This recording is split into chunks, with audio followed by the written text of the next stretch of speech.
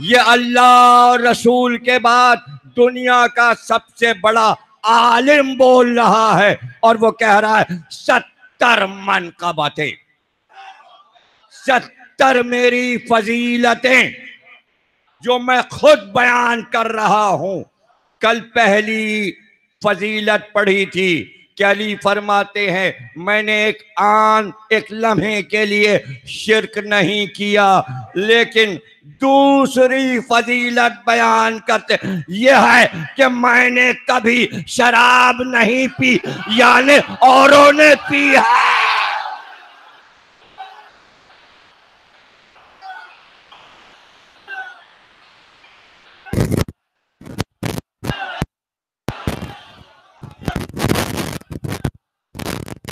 میں نے کبھی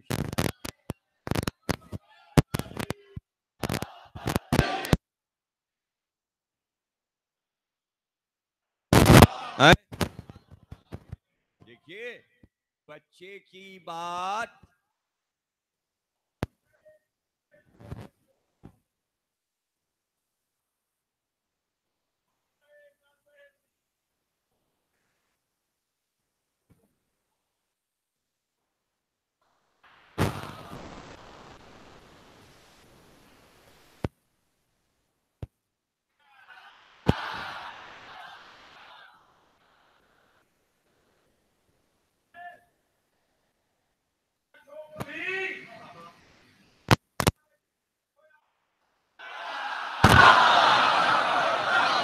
صلوات پڑھے۔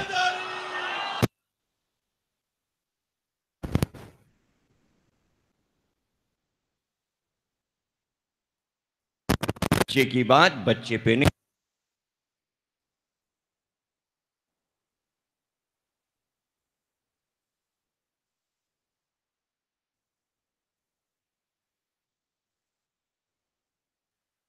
زمانے میں انگلینڈ کے وزیر اعظم تھے۔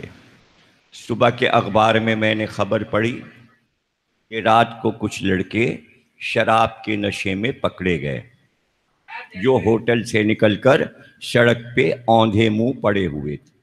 پولیس ان لڑکوں کو اٹھا کر جیل خانے لے گئی۔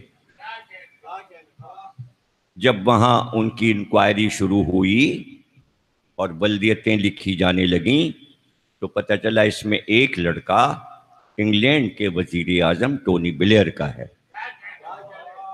ظاہر اسمبلی میں شور ہو گیا کہ جو لڑکے رات پکڑے گئے ہیں شراب کے نشے میں، اس میں ایک وزیر اعظم کا بیٹا بھی ہے۔ اب آنا ہے وزیر اعظم کو اسمبلی میں، اسمبلی ہال میں داخل ہوگا۔ یہاں کی اسمبلی تو ہے نہیں، وہ انگلینڈ کی اسمبلی ہے۔ وہاں کی جو اسمبلی ہے اس پہ جو گھڑی لگی ہے اس کا ٹائم دیکھا جاتا ہے پورے ورلڈ میں، کہ اسمبلی ہال کی گھڑی جو بجا رہی ہے وہ ہے صحیح ٹائم۔ تو جو ان کا ٹاور سب سے اہم ہے، تو اسمبلی کتنی اہم ہوگی؟ تو اب آنا ہے وزیر اعظم کو تو کچھ تو جواب لائے گا، اس لیے کہ چاروں طرف سے نگاہیں اٹھیں گی۔ تیرا بیٹا رات شراب میں پکڑا گیا، پیتے ہوئے نشے میں پکڑا گیا۔ آتے ہی اس نے تقریر شروع کی اور اس نے پہلا جملہ کہا کہ مجھے آج اندازہ ہو گیا کہ کسی ملک کی وزارت کرنا آسان ہے لیکن بیٹے کی تربیت کرنا مشکل ہے۔ نہیں سمجھے؟ نہیں سمجھے؟ وزارت آسان ہے، بیٹے کی تربیت مشکل ہے۔ اس لیے نبی نے ابو طالب سے علی کو لے لیا، میں پالوں۔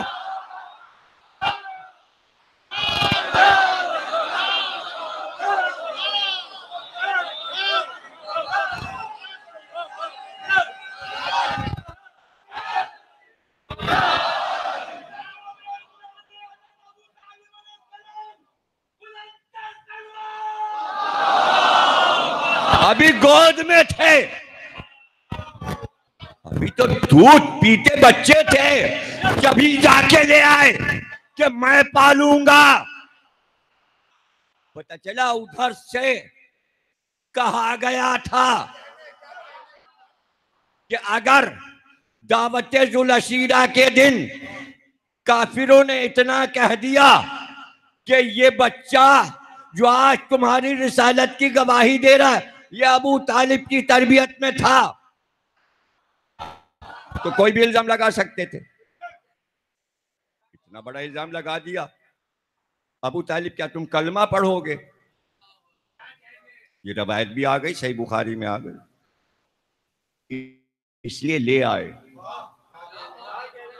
تاکہ میری گود میں پلے، اس لیے کہ میں نبی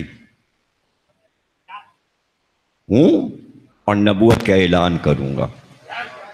تو لوگ دیکھ لیں جو گواہی دے رہا ہے وہ میری گود میں پلا ہے. کیا علی کو یہ کہنے کی ضرورت تھی؟ دوسری فضیلت یہ بیان کرنے کی ضرورت، یہ فضیلت ہے کہ میں نے کبھی شراب نہیں پی. یہ کیوں علی نے دوسرے نمبر پر شرک کے بعد اس فضیلت کو سر فہرست رکھا؟ تاکہ بتائیں کہ میں ابھی بچہ تھا اور رسول کی گود میں پلا ہوں. جب میں نے نہیں پی تو اب یاد رکھنا نہ باپ نے پی نہ دادا نے نہ پردہ.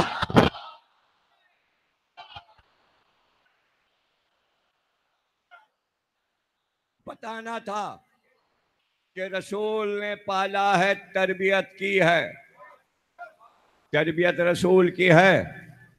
یعنی علی نے بتا دیا سوچ سمجھ کر مجھ پر اعتراض کرنا، تربیت رسول کی ہے. میں نے جملہ کیا کہا تھا؟ بچے کی بات بچے پہ نہیں رہتی، بزرگوں پہ جاتی ہے. علی کو اپنے بزرگوں کی لاج رکھنی تھی.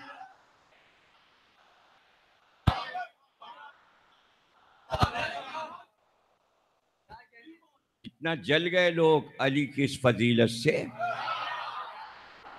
ہاں آیت کسی اور کے لیے اتری تھی، جب نشے میں ہو تو نماز کے قریب نہ جائیں، تھی کسی اور کے لیے. علی نے کہا نہیں. عبد المطلب کا قول ہے میں نے اپنے اوپر شراب کو حرام قرار دیا ہوا ہے. جس کا دادا یہ کہہ رہا ہے اس کا پوتا یہ بول رہا ہے. ضروری تھا کہ علی فضیلت میں اس کو لائے، اس لیے کہ عرب میں عام تھی. اب یاد رکھنا جو علی کا ماننے والا ہوتا ہے وہ اس سے نفرت کرتا ہے، اس لیے کہ یہ نجاست ہے. اور یاد رکھنا اگر کسی میں یہ عیب نہ ہو اور اگر آپ لگا دیں الزام جھوٹا تو اس کی سزا اسلام نے رکھی ہے کہ اتنے ہی کوڑے مارو جتنے کوڑے شراب پینے پہ مارے جاتے ہیں.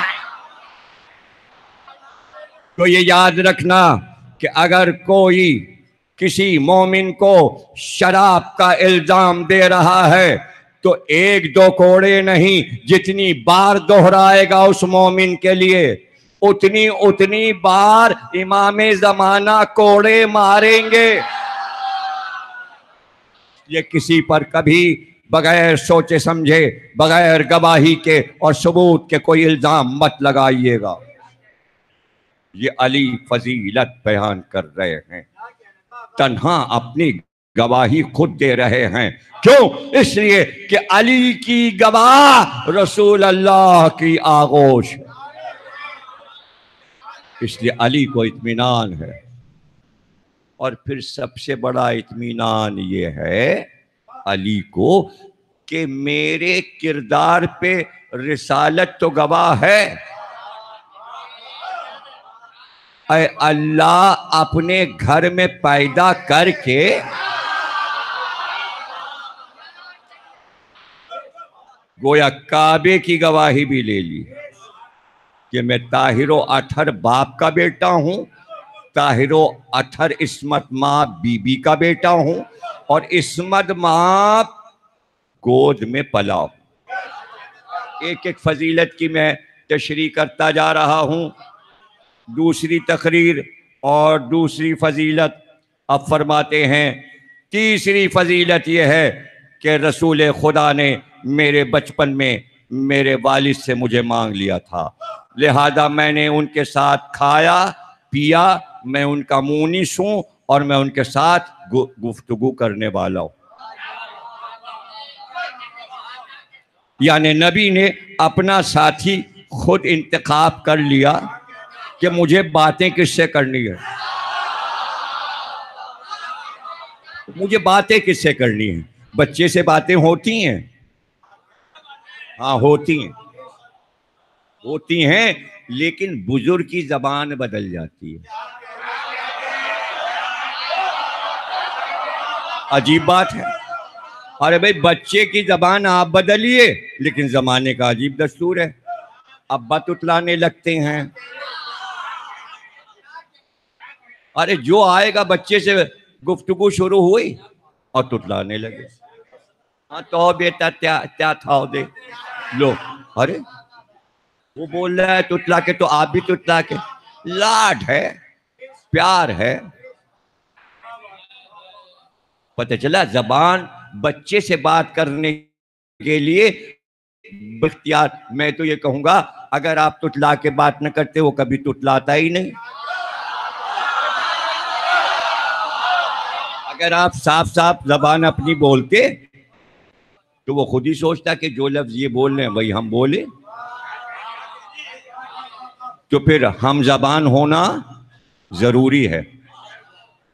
بچے کی زبان پہ نہ جائیے، آپ اپنی زبان میں بات کیجئے تو بچہ پھر آپ کی زبان میں بات کرنے لگے گا.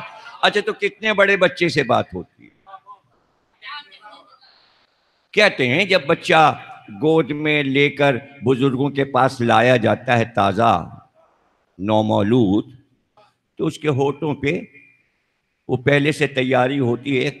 چاندی کی کٹوری میں زعفران گھول کے رکھتے ہیں اور ذرا سا زعفران لے کے بچے کے ہونٹ پہ لگا دیتے. بس زعفران لگا اور وہ مسکرایا. یہ بچے کی پہلی مسکراہٹ ہوتی، ورنہ پیدا تو روتا ہوا ہوتا. یعنی اب رو چکا، اب یہ مسکرائے، اس کی زندگی مسکراتے گزرے. اس لیے زعفران کو تشبیہ دیتے ہیں ہنسی سے، زعفران زار ہو گئے، یعنی ہنستے ہنستے زعفران کھلنے لگا. یہ وجہ پتہ ہے زعفران سے ہنسی اور مسکراہٹ کا کیا رشتہ ہے؟ اب ایسی باتیں بتاتے ہیں آپ کو، اس پہ کوئی تبصرہ نہیں کرتا جو ہم اتنی معلومات میں اضافہ کر. کشمیر میں زعفران کے باغ ہوتے ہیں، لیکن وہ باغ زمین میں نہیں اگتے. کشتیاں تیر رہی ہوتی ہیں دریا میں اور کشتی میں زعفران بویا ہوتا ہے. تو مشہور یہ ہے کہ اگر زعفران جب کھل اٹھتا ہے، زعفران کا پھول جب کھلتا ہے، جیسے انسان کی نظر زعفران کے کھیت پہ پڑتی ہے وہ ہنسنے لگتا ہے. اس لیے یہ محاورہ آیا، یہ تو زعفران زار ہو گئے. زعفران دیکھ کر ہنسی آتی ہے، بلکہ زعفران کا نام سن کر ہنسی آتی ہے. اس لیے بچے کے ہونٹوں پہ زعفران لگا دیتے ہیں. تو اب پہلی گفتگو جو ہوتی ہے وہ اشارے میں ہوتی ہے. یعنی بزرگ کے پاس لایا گیا تو انہوں نے یہ والی انگلی یہ رکھا، یہاں پہ بچے کو گدگدی ہوتی اور وہ ہنسا، آنکھیں کھولی اور مخاطب ہوا اور گونگا شروع ہو گئی. یہ پہلی گفتگو بزرگوں کی بچے سے شروع ہوتی ہے. بھائی بس یہی کہتے ہیں عباس بن عبد المطلب کہ ہم نے یہ دیکھا کہ پہلے ایک سایہ برآمد ہوا اور وہ رکن یمانی کی طرف گیا، اور پھر ہم نے یہ بھی دیکھا چاندنی رات تھی،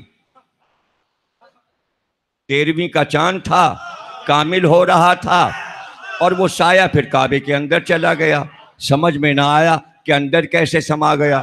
پھر اس کے بعد ہم نے دیکھا کہ دن نکلا، دن چڑھا، تو میں نے دیکھا عبداللہ کا لال دوش پہ چادر ڈال کر تیز قدموں کے ساتھ کعبے کی طرف چلا. کعبے کی طرف چلا، لیکن کعبے کے دروازے میں تالا لگا تھا. تو ہم نے یہ دیکھا کہ عبداللہ کا بیٹا رکن یمانی کی طرف گیا. یہ رکن یمانی کیا ہے؟ یعنی 4 کونے تقسیم تھے کچھ قبائل کے لیے کہ اتنے قبائل اس کونے پہ دعا کریں گے. سب کے نام ہے: رکن شمالی، رکن جنوبی، رکن یمانی. سیدھے ہاتھ کا رخ، یمن کہتے سیدھے ہاتھ کو. اس طرف یمن تھا اور سیدھے ہاتھ کو کہتے ہیں یمن. یمانی یعنی سیدھے ہاتھ کی طرف کا رخ خانہ کعبہ کا. تو یہ ہاشم کے دعا مانگنے کی جگہ تھی، اسی لیے وہیں پر فاطمہ بنت اسد آئی تھی. عباس بن عبد المطلب کہتے ہیں وہیں پر عبداللہ کا لال آیا، اور ہم نے دیکھا کہ انہوں نے دونوں ہاتھ اٹھا کر کچھ دعا پڑھی. جیسے ہی دعا پڑھی ویسے ہی وہ دیوار شق ہو گئی، محمد اندر چلے گئے. کعبے کے دروازے میں تو تالا پڑا تھا، اور پھر دیکھا کہ اسی طرف سے دیوار پھر شق ہوئی. ایک بار نہیں ٹوٹی، 3 بار ٹوٹی ہے، اس لیے اب تک ٹوٹی ہوئی ہے.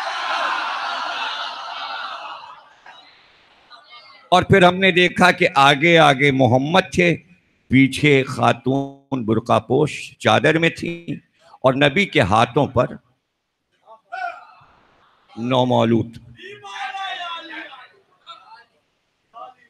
یہ ہے جناب اندر داخل ہوئے رسول اللہ. قریب پہنچے، ابھی تو آمد ہوئی ہے، اب وہاں زعفران، مسکراہٹ، رونا اور یہ اور وہ، تو یہاں تو پتہ چلے کہ یہاں کیا ہوا. ہاں یہاں کیا ہوا؟ حسین بخش جاڑا حجت الاسلام ہے، عالم ہے، 14 جلدوں میں تفسیر قرآن لکھی ہے، چھپی ہوئی آپ کو 14 کی 14 جلدیں مل جائیں گی. اچھا کیا کریں گے خرید کے؟ دکان پہ جائیے گا، ذرا دکھائیے، پلٹ کے دیکھتے رہیے گا، وہ سمجھے گا خریدیں گے. کیا کریں گے خرید کے؟ گھر میں قرآن موجود ہے، دیکھتے رہیے گا. جو بات بتا رہا ہوں وہ دیکھ لیجئے گا، نظر بچا کے دکاندار کی.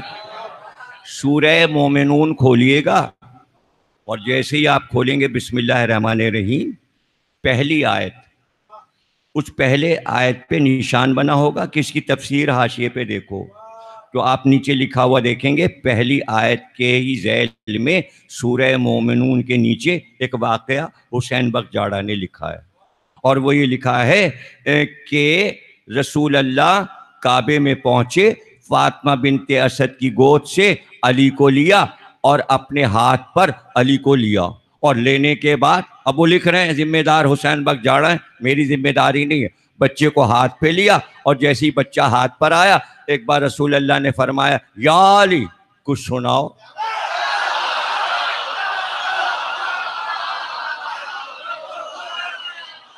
کچھ سناؤ.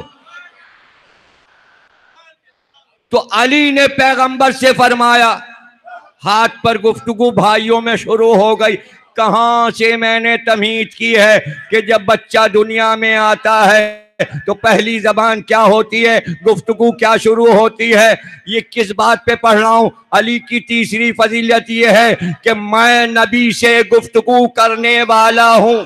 ارے جب آپ ساتھ رہتے ہیں تو گفتگو تو کرتے ہوں گے. یہ آپ کس طرف اشارہ کر رہے ہیں کہ میں نبی سے گفتگو، یعنی وہاں بھی گفتگو کرتا تھا، یہاں بھی کی، اور معراج میں بھی، یہاں بھی کی، وہاں بھی کی، وہاں بھی کی، اور یہاں بھی کی. اور کہا علی کو سناؤ. تو اب حسین بخش جاڑا لکھتے ہیں کہ اس لیے یہاں پر سورہ مومنون کی تفسیر میں لکھ رہا ہوں کہ علی نے کہا یا رسول اللہ کیا سناؤں؟ توریت سناؤں؟ زبور سناؤں؟ انجیل سناؤں؟ قرآن سناؤں؟ دعوت ذوالشیرہ شروع ہوگا. علی 12-13 برس کے ہوں گے، نبی 40 برس کے ہوں گے، پھر پہلی وحی اقرا آئے گی. ابھی تو علی آئے ہیں، علی آئے ہیں، آیا نہیں آیا. علی آئے، ہاں یہ کہہ لیجیے آیا بن کے علی، آیات بن کر آ گئے. تے کو حذف کر دیتے ہیں تو آیت کو آیا بولتے ہیں عربی میں. آیت، آئے پر آئے، آئے پر آئے. اردو میں محاورے آ گئے. کیا مطلب؟ توریت، زبور، انجیل، قرآن. آیت کیا کہہ رہی ہے؟ قل کفی باللہ شہیدا بینی و بینکم ومن عندہ علم الکتاب. عالم کتاب شرط نہیں لکھی. کون سی کتاب؟ یعنی جتنی کتابیں میں نے نازل کی ہیں ہر کتاب کا وہ عالم ہے. اب پتہ چلے گا. رسول اللہ نے فرمایا یا علی قرآن سے سناؤ، یا علی قرآن سے سناؤ. علی نے کہا یا رسول اللہ کہاں سے سناؤ؟ کہاں سے سناؤ؟ رسول اللہ نے فرمایا سورہ مومنون سناؤ، سورہ مومنون سناؤ. علی نے سورہ مومنون کی تلاوت شروع کی. ابھی رسول کی گود میں ہیں، آغوش میں. سورہ مومنون پڑھنا شروع کیا. اب وہ کہتے ہیں اس لیے میں شروع ہی میں لکھے دے رہا ہوں کہ علی نے آتے ہی یہ سورہ تلاوت فرمایا رسول اللہ کی گود میں آ کر.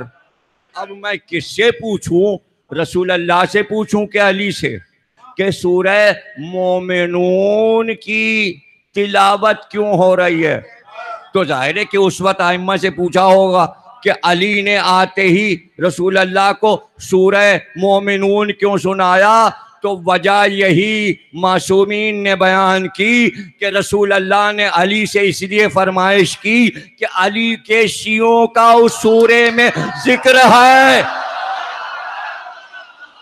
تو امام ایسا ہو کہ آتے ہی دنیا میں عصمت ماں گود میں آپ کا تذکرہ.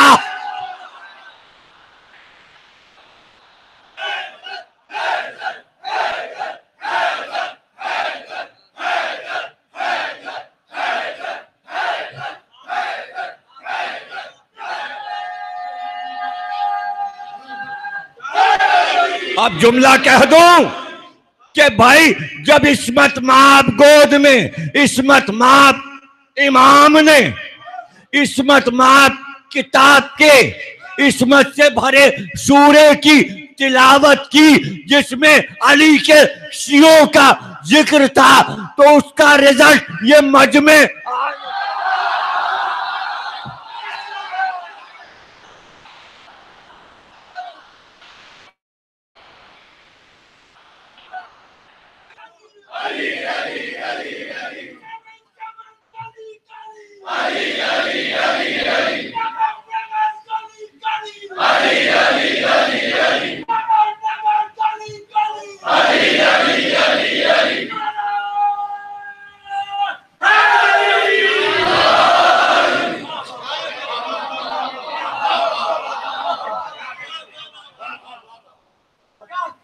ہمارے ملک پاکستان کا سب سے قابل احترام طبقہ ہمارے ملک کی فوج ہے. جتنی بھی تعریف کی جائے کم ہے. ملک میں انہوں نے جو امن قرار دیا، لوگ لڑ رہے تھے ذوالجناح پر، انہوں نے بتا دیا کہ فوج ہماری گھوڑوں کا احترام کرتی ہے. یہ کل پڑھا. ارے بھائی یہ تو مولانا مودودی نے تفسیر قرآن میں سورہ ولادیات کی تفسیر میں لکھا ہے کہ آج فوج میں جو حیثیت ٹینک کی ہے، ٹینک کی، یہ مودودی کے جملے ہیں، میرے نہیں ہیں. تفہیم القرآن 30वें पारे की तफसीर में सूरह वलादियात की तफसीर छपी हुई जिल्दें बाजार में मौजूद है। आप कहिएगा जरा दिखा दो।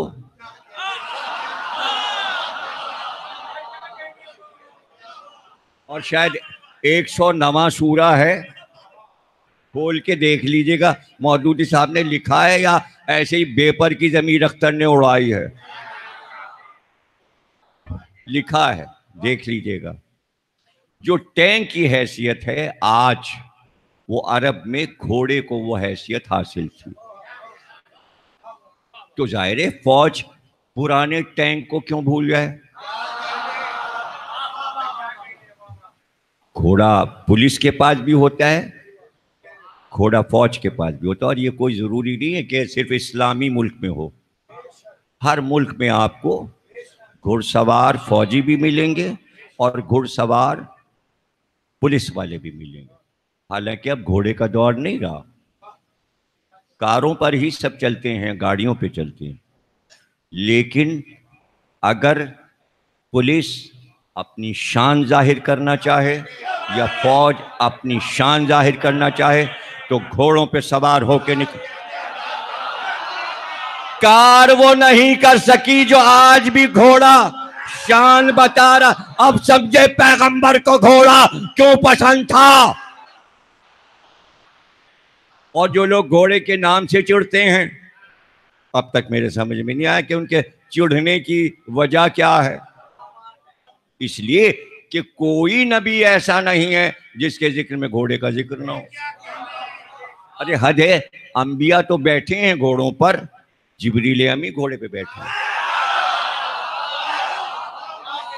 सामरी वाला वाकया आपको बारहा सुनाया है कि मूसा के साथ जिब्रील जब भी आए तो घोड़े पे सवार, एक जवान की शक्ल में। तो घोड़ा बहुत अहम है। इसीलिए मैं कहता हूं जो एतराज पे लगे हुए हैं वो एक बार गौर से मेरी किताब जुलजना पढ़ें तो वो शिया और सुन्नी दोनों के लिए लिखी गई है। अब ये कि उस किताब के असरात 12-13 बरस के बाद अब हो रहे हैं। अच्छा, एक तरफ अच्छे असरात हैं और ना पढ़ने के बुरे असरात। किताबें इसीलिए लिखी जा रही हैं कि आप लीजिए और पढ़िए। अब हम क्या करें? क्या मक्तल से इस वाक़े को निकाल दें? क्यों भाई, बचपन से हमने कितने मुहर्रम देखे होंगे, लेकिन हमने ये रवायत हर जाकिर से सुनी है और हर किताब में पढ़ी है जो वाक़े करबला से मुताल्लिक है कि 2 मुहर्रम को जैसे ही चांद पर हुसैन की नजर पड़ी, घोड़ा चलते चलते रुक गया। इसे मक्तल से निकाल दें। घोड़ा चलते चलते रुक गया। अब रवायत पढ़ लीजिए। हुसैन घोड़े से उतरे, का दूसरा घोड़ा लाओ, नहीं आगे बढ़ा। का तीसरा घोड़ा लाओ। कहते हैं 12 या 13 घोड़े हुसैन ने तब्दील किए, लेकिन किसी घोड़े ने कदम आगे नहीं बढ़ाया। अब ये सब तो आप जब किताब पढ़ेंगे तो पता चलेगा कि ऊंट और घोड़ा दोनों सरजमीन को पहचानते हैं। उन्हें यह पता होता है कि मेरे मालिक को कहाँ उतरना है। पहले ये वाकया सुना दूं, फिर वापस इसी जगह पर आके तकरीर को तमाम करता हूं कि रसूल अल्लाह हिजरत करके आए, अपनी ऊँटनी पर बैठे हुए थे। लोग बड़े मदीने के लोग निकल आए, हमारा घर खाली है, हमने इंतज़ाम कर दिया है, खाने का इंतज़ाम है, बिस्तर लगा दिया है, हमारे घर में आइए, हमारे घर में आइए, हमारे घर में आइए। नबी ऊँट से उतरे, ऊँटनी से नाके से उतरे और आपने कहा अभी फैसला हो जाएगा। उसने चलना शुरू किया। अब उसकी मिहार रसूल अल्लाह ने छोड़ दी थी, जमीन पर खत दे रही। उसने चारों तरफ जैसे ऊंट फजा को देख के सांस लेकर पहचानता है कि ये सरजमीन मेरे मालिक के लिए صحیح ہے کہ نہیں؟ اس نے فضا میں سانس لی اور چلنا شروع کیا اور ایک دائرہ بنایا. آپ نے کہا جہاں جہاں یہ اونٹ کی مہار نے نشان بنایا ہے، نشان کھینچ دو، یہاں اللہ کا گھر بنے گا. ایک اونٹ کی رسی نقشہ بنا رہی ہے مسجد نبوی کا. آپ کو جانور سے چڑ کیا ہے؟ گھوڑا رک رہا ہے. حسین گھوڑے پر گھوڑے بدل لیں. اب ذوالجناح کو لایا گیا. حسین ذوالجناح پر سوار ہوئے. کہا اس سے آگے بڑھ. ذوالجناح نے اپنے سر کو ہلایا اور گردن سے اپنے پیروں کی طرف اشارہ کیا.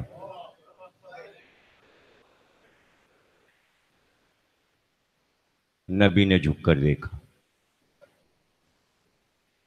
ملک مقرب نے گھوڑے کی رکاب کو پکڑا ہوا تھا. کیسے آئے؟ کوئی حیرت کی بات نہیں. جھولے جھولانے بچپن میں آئے ہیں. حسین سب کو پہچانتے ہیں. حسین کو پہچانتے ہیں، حسین انہیں پہچانتے ہیں، وہاں کی مخلوق کو. اس لیے کہ آپ اشرف المخلوقات ہیں. اللہ نے آپ کو فرشتوں سے اشرف قرار دیا ہے. اچھا، آپ فرشتوں سے اشرف ہو گئے اور حسین اتنے اشرف ہیں کہ فرشتے کو پہچانتے ہیں. آپ تو اپنے پڑوس والوں کو نہیں پہچانتے. اشرف ہیں، اشرف ہیں. ہاں، اس دن پہچانیں گے جب فرشتے آئیں گے ملاقات کے لیے اور ظاہر ہو جائیں گے. تو اس وقت بتانے والا بتا نہ پائے گا کہ اب ہم نے فرشتوں کو دیکھا. چل رہے ہیں ساتھ وہ دونوں، ادھر اور ادھر. تو کیا معاذ اللہ آپ فرشتوں کو نہیں پہچانتے تو حسین بھی نہیں پہچانے؟ کیا مطلب ہے؟ آپ اپنا جیسا نبی اور امام کو بنانا چاہتے ہیں؟ کیسے آئے؟ بات تحفہ درود و سلام کے. مالک کائنات کہتا ہے کہ حسین سے میرا سلام کہو. جملہ سنیے گا، بہترین مقتل کے جملے سنا رہا ہوں آپ. مقتل حسین، کربلا کا آغاز. بات تحفہ درود و سلام کے. مالک کائنات یہ فرماتا ہے جاؤ حسین سے کہو وعدہ گاہ آ گئی. وعدہ گاہ آ گئی. مالک کائنات کو حسین کا سلام عرض کرو. بعد حمد الہی کے اس کی درگاہ میں جا کر حسین کا پیغام پہنچا دو. کائنات میں آج تک کسی نے معبود کے تقاضے پر ایسی گفتگو نہیں کی. انبیاء کی گفتگو ہے. کوہ طور پر موسیٰ نے اللہ سے باتیں کی. دکھا اپنے کو دکھا، موسیٰ نے کہا ظاہر ہو جا. لن تران، تم ہمیں نہیں دیکھ سکتے. لہجہ ہی بدلا ہوا تھا. روز پیار سے باتیں ہوتی تھی، آج جب کہا دکھا، اس نے کہا نہیں، تم ہمیں نہیں دیکھ سکتے. ہاں، یہ سامنے والے پہاڑ پہ تجلی ہوگی، اگر تم نے اسے برداشت کر لیا تو سمجھو کہ تم ہمیں دیکھ سکتے ہو. اور پھر قرآن نے کہا کہ کوئی تجلی ہوئی، کوہ طور کی تجلی کہلاتی ہے، اور پہاڑ سرما ہو گیا، سرما بن گیا، پس گیا. یہ گفتگو تھی ایک نبی سے اللہ کی، اور یہ نبی کا نواسا ہے. حسین سے کہو وعدہ گاہ آ گئی.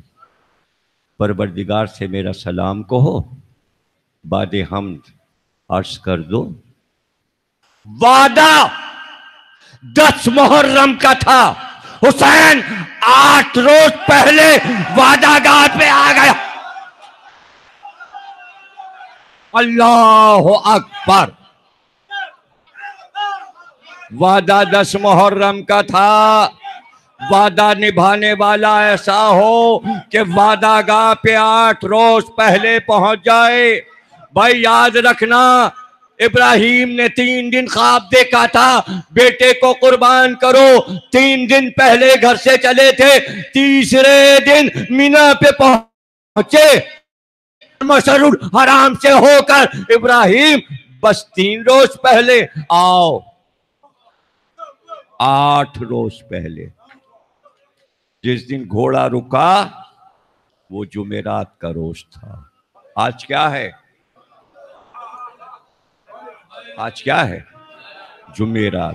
جب 2 محرم جمعرات کو ہوگی تو عاشور کس دن ہوگا؟ جمعے کو. اب کی 2 محرم جمعرات ہے آج، عاشور جمعے کو. 61 ہجری میں ایسا ہی ہوا تھا. نوچندی کیا ہے؟ یعنی حسین نے نیا چاند جو دیکھا وہ جمعرات کا روز تھا. چاہنے والوں نے ہر مہینے کی پہلی جمعرات کو وہ یاد زندہ رکھی. آج وہ دن ہے جمعرات کا جس دن حسین نے وہ چاند دیکھا جس چاند میں حسین کو شمر کا خنجر نظر آیا.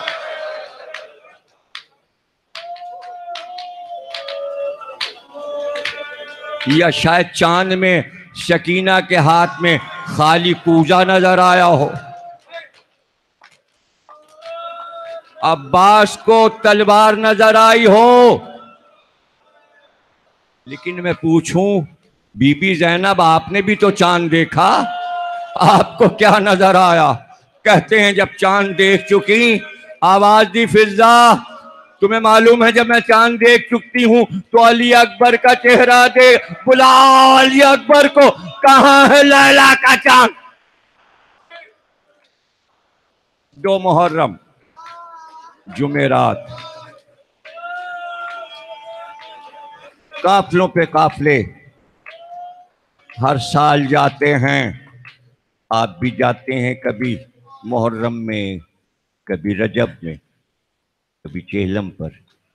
لیکن آپ ضرور جاتے ہیں فرات کے کنارے، اور فرات کو آپ پار کرتے ہیں اس جگہ سے جسے کہتے ہیں مقام امام زمانہ. وہاں سب 2 رکعت نماز بھی پڑھتے ہیں ٹھہر کے. مقام امام زمانہ فرات کے اوپر. یہ کیوں یہاں مقام امام زمانہ ہے؟ اس کے آگے بڑھیں گے، بازار سے گزر کے بازار اب بن گیا. جب ہم پہلے جاتے تھے زیارت کو تو وہاں بازار نہیں تھا، میدان تھا، صحرا تھا. اس جگہ سے گزر کے پھر ہم مقام امام جعفر صادق علیہ السلام پہ جاتے تھے. اب بھی جاتے ہیں آپ، اور جو زیارت کرنے جائیں گے وہ جائیں گے.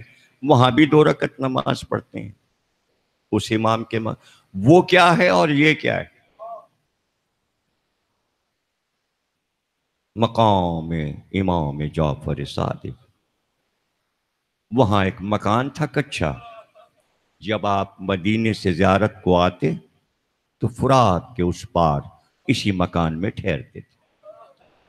جب ہم گئے تھے پہلی بار تو اس مکان کے اندر جو لوگ رہتے تھے انہوں نے ہمیں اندر بلا لیا تھا، اور اندر کھجور کے درخت لگے تھے. اب وہ مسجد بن گئی ہے، لیکن ہمارے پیش نظر وہی پرانا منظر رہتا ہے کہ خاتون برقعے میں تھیں اور درخت سے کھجوریں ٹپک رہی تھیں. وہ دوڑ کر گئیں اور ایک برتن میں بہت سی کھجوریں ہم لوگوں کے لیے، زائرین کے لیے لائیں، اور انہوں نے کہا یہ درخت امام صادق کے ہاتھ کے لگائے ہیں، ہم آپ کو یہ تبرک دے رہے ہیں. ہم نے عالم وقت سے پوچھا، جو مقامات ہم دیکھتے جاتے تھے آیت اللہ سید رفاقت سے ہم پوچھتے تھے یہ امام صادق وہاں کیوں ٹھہرتے تھے؟ किताबों में भी देखा, लेकिन आलिम से गुफ्तगू का लुत्फ कुछ और होता है। उन्होंने कहा कि जब इमाम से पूछा गया आप यहाँ क्यों ठहरते हैं, तो इमाम रो के कहते थे इधर से हुसैन करबला में दाखिल हो। ये रास्ता था, इधर से काफिला हुसैन का करबला में दाखिल हुआ। ये रास्ता जाके बाबे सिदरा पे निकलता है। जिन लोगों ने करबला को देखा है उनके लिए मैं अर्ज कर रहा हूं, जो जाएंगे उनके लिए भी कि आप गौर कीजिएगा। इमाम कहते थे इधर से हुसैन की सवारी करबला में दाखिल हुई थी, इसलिए हमने यहीं पर घर बनाया है। वहां से आप कब्र पे ज़ियारत के लिए जाया करते थे अपने असहाब के साथ। जा रहे थे, ज़ियारत की और फिर वापस रोज़े हुसैन से अपने उस मकाम पर जहाँ रिहाइश पजीर थे। एक बार असहाब ने कहा मौला फर्जंदे रसूल, सब कुछ तो आपने देखा करबला में और हमें बताया, ये देखिए ये फुरात है, ये दरियाए फुरात है। इमाम ने मुड़कर दरिया को देखा। ये शेख सदूक जिनकी खिसाल पढ़ रहा हूँ, फजीलतें अली की 70, इन्होंने लिखा है ये रवायत कि एक बार इमाम ने फुरात को देखा और त्योरियां चढ़ा कर कहा हुसैन के बच्चे प्यासे रह गए और तू अब तक बह जा रहा है। शायद आवाज सुन ली, दरिया ने आवाज दी, खुश्क होना शुरू हुआ तो दरियाए फुरात खुश्क हो गया। तो खुश्क नहीं हुआ था, जमीन में उतर गया, जमीन में उतर गया और अंदर ही अंदर दरिया बढ़ता जाता था, ये कहता हुआ अब्बास तुम कहां हो, अब्बास। जज़ाकल्लाह, माशाअल्लाह। जैसे आप फजाइल सुनते हैं इसी तरह आप मसाइब भी सुनते हैं। और फिर दरिया ने अब्बास के कदम पा लिए और वहां तक पहुंच गया। अब फुरात अब्बास की कब्र के गिर्द तवाफ कर रहा है। जो लोग सरदाब में गए हैं वो जानते हैं पानी का शोर कैसा है और फुरात क्या है। आने वाली तकरीरों में बताएंगे। फिर ये क्या है जो आप अब देखते हैं कि दरिया बह रहा है, जिसके दोनों तरफ जीने बना दिए गए। और ये क्या है, मकाम इमाम ज़माना। इमाम सादिक वहाँ ठहरते थे जहाँ से हुसैन करबला में दाखिल हुए। लेकिन जब इमाम ज़माना ज़ियारत के लिए आते थे तो उस मकाम पे ठहरते हैं जिसे मकाम इमाम ज़माना कहते हैं। और ये वो मकाम है जहाँ पर चलते चलते हुसैन का घोड़ा रुक गया था। अब जुलजना की अजमत इमाम ज़माना से पूछो कि उन सुमों के निशानों का इल्म इमाम ज़मानों को था। तो कल जहां हुसैन के घोड़े के सुम थे वहीं तो आज मस्जिद बनी है और सजदे हो रहे हैं। कुछ भी नहीं समझे। जहां रसूल के ऊंट ने अपने कदमों के निशान बनाए थे, आज पूरी दुनिया उसी मस्जिद नबवी पर सजदा कर रही है। बस कहने की देर है तो मैं मुजरिम हो गया, और हो रहा है तो कोई एतराज नहीं। मस्जिद वहां भी बनी है, मस्जिद वहां भी बनी है, तो फिर मुझको कहने दो। अगर ये नहीं कहना तो फिर दूसरी बात कह दो, जहां रसूल और इमाम का जानवर अपने सुम रख दे वहां अल्लाह का घर बनता। ये कह दो पाकीज़ा सरजमीन, रसूल ने कहा यहीं बनेगी मस्जिद नबवी, यहीं बनेगी। तो इमाम ज़माना ने कहा यहीं बनेगा हमारा मकाम, और ये मस्जिद है, मस्जिद बनी हुई, लिखा है उस पर मकाम इमाम ज़माना। यहीं ठहरा था जुलजना। अल्लाह रे, وفائیں حسین کے اس گھوڑے کی تفصیل عرض کریں گے۔ دن گزر گیا، فرات کے کنارے سے خیمے ہٹ گئے، گشت میں خیمے لگ گئے۔ دن گزر گیا، رات آ گئی، 2 محرم کا دن گزرا، شب 3 آ گئی۔ شب 3 آ گئی نا، حسین کی بھی شب 3 آ گئی۔ ہلال ابن نافع کہتا ہے میں نے دیکھا اندھیرا بہت چھا گیا تھا کربلا میں۔ ایک بار حسین آدھی رات کو اپنے خیمے سے نکلے، تنہا اور اکیلے اس طرف چلے جدھر پھیلا ہوا تھا لشکر، ٹھہرا ہوا تھا لشکر۔ میں سوچنے لگا یہ زہرا کا چاند شام کے بادلوں میں کیوں جا رہا ہے؟ میں پیچھے پیچھے چلا، کچھ دور پر میں نے دیکھا چلتے چلتے حسین رکے۔ اے جگہ میں تجھے پہچانتا ہوں، یہاں میرا زہیر گرے گا۔ ہلال کہتا ہے پھر آگے بڑھے، ایک جگہ رکے، اے جگہ میں تجھے پہچانتا ہوں، یہاں سے میرا دوست حبیب گھوڑے سے گر کر آواز دے گا۔ چلتے چلتے پھر رکے، کہاں اے جگہ تجھے پہچانتا ہوں، میرا قاسم یہاں ایڑیاں رگڑے گا۔ چلتے چلتے پھر ایک جگہ رکے، کہا یہاں سے میرا اکبر مجھے پکارے گا۔ بابا آپ پر میرا سلام۔ چلتے چلتے پھر ایک مقام پر رکے، کہاں جگہ تجھے پہچانتا ہوں، یہیں علی اصغر کو لے کر میں آؤں گا۔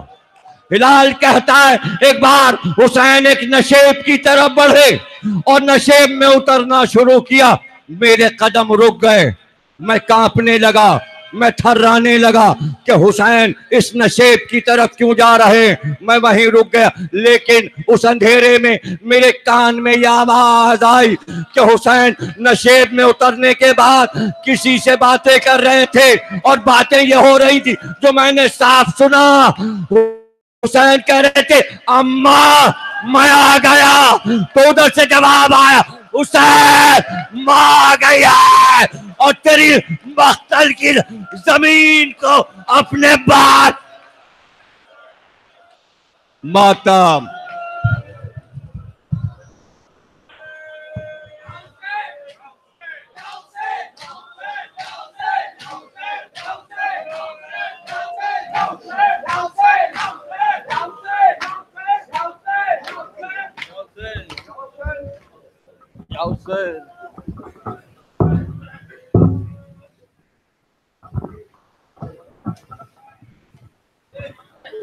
بی بی سغرا کا خواب پیش کر رہا ہوں، جو بی بی سغرا نے خواب دیکھا۔ سغرا نے دیکھا خواب میں روح شہ زمان، یاد آ گئی سکینہ